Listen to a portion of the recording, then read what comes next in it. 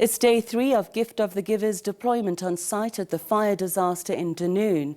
Some residents returning from the Eastern Cape with their luggage, only to find that they have no longer a home to return to. Thousands have been left homeless, while many children and parents had been looking forward to the first day of school. Instead, this marks a grim and frustrating period for close to 1,000 learners who were hoping to begin the school year despite great challenges. Parents have expressed deep frustration as some learners are meant to start their school journey in grade 1 but are unable to do so because they're undocumented, with all IDs and birth certificates destroyed in the fire. Matriculants are beginning this critical year under traumatic circumstances. Residents have also voiced frustration over the slow response from the National Department of Home Affairs. Sablay is the spokesperson for humanitarian group Gift of the Givers. Good evening. Thank you for joining us this evening. There must be a terrible smell, if you like, of fire in the air, and then coupled with that sense of hopelessness. Describe the scene for us this evening in Dunoon. Most definitely. We are encountering many families that are returning with their children now from the Eastern Cape, and they're just coming to the site, dropping their bags and looking in despair as to what was once their home. And we are finding residents who are getting more and more frustrated. The main concern for family members and for parents at the moment, the site has been condemned and not declared safe. And we find many hundreds of children moving around in the area, which poses great threat to them.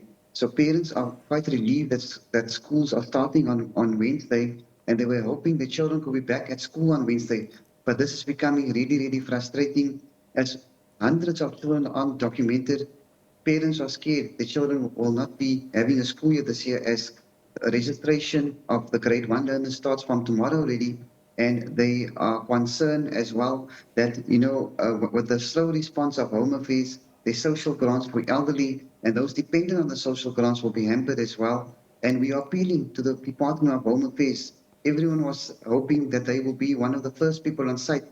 Due to the level of destruction, it's probably one of the largest disasters the Western Cape, informal disasters, the Western Cape have seen. Thousands of people displaced. We do know that all the other role players are there, but the crucial department who plays a vital role in ensure that learners can start off the schooling year is not on site. How many homes have been destroyed, and how many people are affected directly from losing their homes? The site is still complete chaos. We do know that the City of Cape Town disaster management team, who's doing a phenomenal job in terms of coordinating the job, they are still busy trying to register the fire victims. As we do know, it's a very slow process. People are still going through the rubble and through the debris to see what they could save from the fire. Some families are still arriving. So we understand the frustration of the slow process of registration.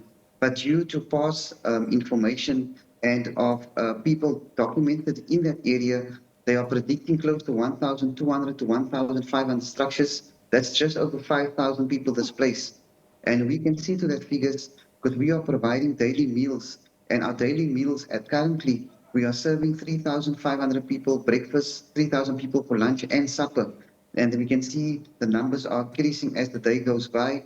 And we are just hoping before 7 days, we can get the exact number of people that are really affected, because then we can roll out the other humanitarian assistance, the immediate humanitarian assistance these residents require, because currently what we only giving them soft relief in terms of hot meals and blankets, and we can only extend our other relief once we get the exact number of people affected. And that's where they have to be registered, and departments of social development and other law enforcement agency plays a crucial role. Where are they being housed at the moment? We are finding some residents refusing to leave the site. We are finding the elderly people and women and children.